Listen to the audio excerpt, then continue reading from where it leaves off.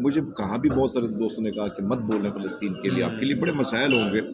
تو میں نے سوچا کہ میں ان مسائل کا سوچوں، اس وقت جو ظلم ہو رہا ہے اس کے خلاف خاموشی اگر میں خاموشی اختیار کروں گا تو میں اپنے گرو جی کے سامنے کیا منہ دکھاؤں گا؟ بولنے سے اگر کچھ نہ ہوتا تو میرا یوٹیوب 3 دفعہ اتنے بڑے بڑے کیوں اڑ جاتا؟ ایران نے جس طرح سے، اور آپ نے دیکھا لبنان سے جیسے حملے ہو رہے ہیں، تو لوگ کہہ رہے ہیں جی یہ تو سارا ڈرامہ ہے، یہ لوگ ملے ہوئے ہیں، ان کی کتنی شہادتیں ہو چکی ہیں ہم نے دیکھا ہے.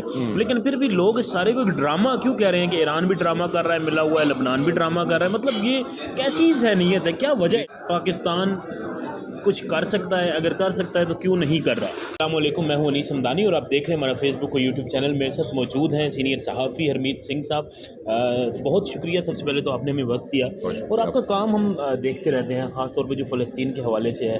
اتنا کام میں ایک مسلمان ہونے کے ناطے یہ کہہ سکتا ہوں کہ ہم اتنا کام نہیں کر رہے فلسطین کے لیے کہ جتنا آپ کر رہے ہیں. تو سب سے پہلے تو یہ بتائیں کہ یہ جذبہ اور یہ کیسے آپ کے اندر جاگا کہ یار ان لوگوں کے لیے کام کیا جائے؟ دیکھیے جی، اگر میں مذہبی طور پر دیکھوں تو اس سے کہ جب ریزسٹنس سے شروع ہوا ہے، ٹھیک ہے، اور ریزسٹنس تھی ظالم کے خلاف، اور ہم سب کو حکم یہی ہے کہ آپ نے ظالم کے خلاف اپنی آواز بلند کرنی ہے. جس منصب پر میں بیٹھا ہوں اور رب نے مجھے عزت دی ہے تو میں سمجھتا ہوں کہ اس منصب کا مجھ سے پوچھا جائے گا کہ آپ کے پاس جو رب نے قلم کی طاقت دی تھی، آپ کو جب آواز کی طاقت دی تو آپ نے کیا کیا؟ تو جب یہ 7 اکتوبر کو یہ معاملہ شروع ہوا تو یقیناً میرے لیے بڑا مشکل تھا کہ اب بہت سارے ڈپلومیٹ مجھے بلایا کرتے تھے انگریز اپنے ایونٹس میں، بہت سارے لوگ، لیکن مجھے کہا بھی بہت سارے دوستوں نے کہا کہ مت بولیں فلسطین کے لیے، آپ کے لیے بڑے مسائل ہوں گے. تو میں نے سوچا کہ میں ان مسائل کا سوچوں، اس وقت جو ظلم ہو رہا ہے اس کے خلاف خاموشی اگر میں خاموشی اختیار کروں گا تو میں اپنے گرو جی کے سامنے کیا منہ دکھاؤں گا؟ تو یقیناً مشکلات تھیں، سب کچھ تھا، آج بھی ہے. آج وہ لوگ جو بڑے بڑے ایونٹ پہ بلاتے تھے وہ نہیں بلاتے. اچھا، پر ایک چیز مجھے اس کا کوئی دکھ نہیں ہے، مجھے اس چیز کی خوشی کہ جہاں میں جاتا ہوں آپ جیسے لوگ میری رسپیکٹ کرتے ہیں، صرف اس لیے کہ میں مظلوم کے ساتھ کھڑا ہوں. بالکل، مجھے جتنی محبت، جتنا پیار ملا وہ ظالم کے خلاف بولنے پہ ملا ہے. میں تو اپنے آپ کو کچھ بھی نہیں سمجھتا، میں تو سب کے خاک کے یعنی پاؤں کے خاک کے برابر ہوں. لیکن اس وقت جو ظلم ہو رہا ہے، بربریت ہو رہی ہے، جو ایک فسطائیت ہے، ہم سب کا، ہر وہ انسان، کیونکہ یہ مسلمان کی لڑائی نہیں ہے، یہ انسانیت کی جنگ ہے. ظالم درندوں کے ساتھ مظلوم کی جنگ ہے. تو مظلوم کے ساتھ ہم ڈٹ کے کھڑے ہیں، اور انشاءاللہ جتنا مجھ سے ہو سکا، جب تک میں زندہ ہوں، جتنی مشکلات، کیونکہ جب آپ ظالم کے خلاف کھڑے تو مشکلات ہوتی ہیں. بالکل ہوتی. اس راستے کو چننے کا مقصد آپ کو پتہ ہوتا ہے کہ اس کے آگے امتحانات اور بھی ہیں، تو ہم ڈٹ کے کھڑے ہیں. اور یقیناً جو اس وقت ہو رہا ہے، یعنی بارود کا کھیل جاری ہے، بارود کا بازار گرم ہے، اور بارود سے ہی پیسے کمائے جاتے ہیں معصوم لوگوں کا خون بہا کر. تو میرے خیال میں اس پر اگر آج ہم چپ رہے تو میرے خیال میں میری جو آنے والی نسلیں ہیں وہ بھی مجھے معاف نہیں کریں گی. مرتے مرتے زندگی گزر جائے گی تو میں بھی اپنے آپ کو معاف نہیں کروں گا. اس لیے بولنا ضروری ہے. لوگ جو کہتے ہیں بولنے سے کچھ نہیں ہوتا، بولنے سے اگر کچھ نہ ہوتا تو میرا یوٹیوب 3 دفعہ اتنے بڑے بڑے کیوں اڑ جاتا؟ یہ بولنے سے فرق پڑتا ہے. جب فرق پڑتا ہے، جب تکلیف ہوتی ہے، اس مین کہ آپ کا وار صحیح جگہ جا رہا ہے. تو بھائی آپ سب سے دوستوں سے میری گزارش ہے کہ آپ آواز بلند کریں. جو بھی جہاں پلیٹ فارم ملتا ہے، مجمع میں بیٹھے ہیں، ادھر بات کریں. ظلم ہو رہا ہے، کل ایسا نہ ہو کہ وہ جو آگ وہاں لگی ہے وہ ہماری دہلیز تک پہنچ جائے تو پھر بڑے مسائل ہوں گے.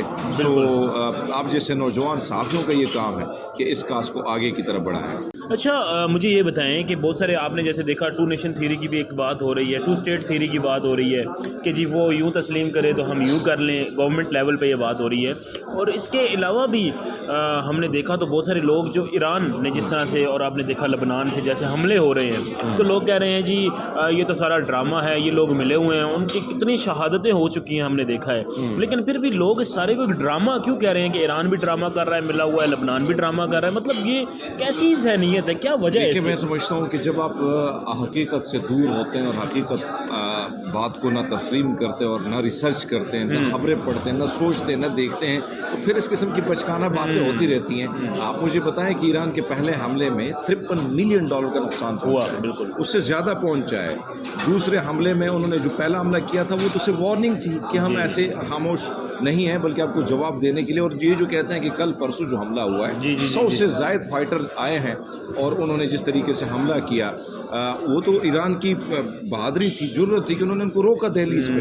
तो जो लोग ड्रामा करते हैं, कहते हैं, वो खुद एक ड्रामे से कम नहीं है। और मैं समझता हूँ कि जब आप हक़ाइक़ पर मबनी खबरें नहीं देखेंगे, जब अपने आप को अवेयर नहीं करेंगे, तो फिर इस किस्म की बचकाना बातें करेंगे, उनको मैं क्या जवाब दूँ। लेकिन बहरहाल जो लड़ाई चल रही है उस सबके सामने है।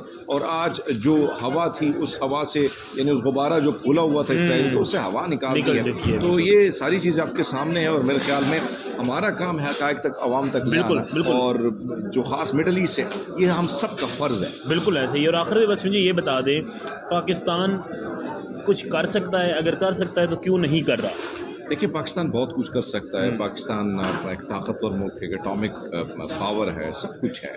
लेकिन जब नहीं कर रहा तो ये सवाल तो यकीनन ये जो हमारे रियासती बड़े बड़े ओहदे पर बैठे हैं, इनसे सवाल करना चाहिए कि क्या रियासती नज़रियात, क्या जिन्ना साहब के नज़रियात पर कार्बन ये रियासत को की बुनियाद रखी थी, या आज जो ये नज़रियात हम पर इम्प्लीमेंट करना चाहते हैं उन पर है? तो फिर सवाल का जवाब आपको मिल जाएगा।